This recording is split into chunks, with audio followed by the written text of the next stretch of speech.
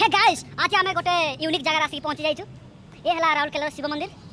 आपण मन देखि पारथिबे से इडी पाल पड़ी बर मागुछंती देखंतु। आपण मन जदी केबे आसीबे राउरकेला ए जगह को निहाती आसीबे।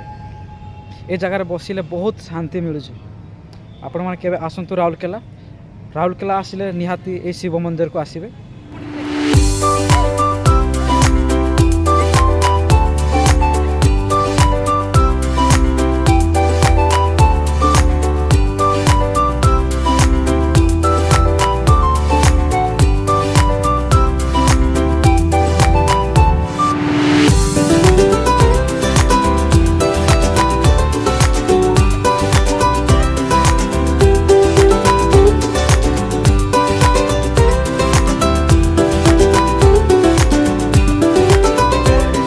बाड़न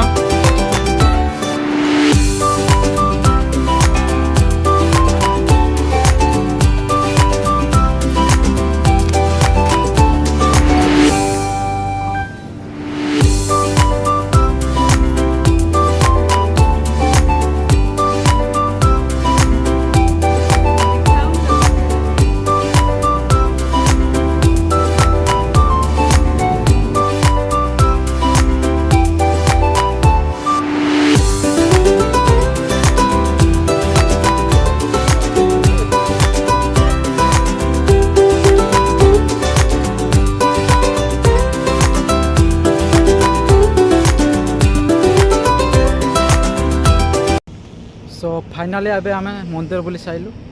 एबे घर को बाहर बाकी बहुत भल लगे मंदिर आसिकी।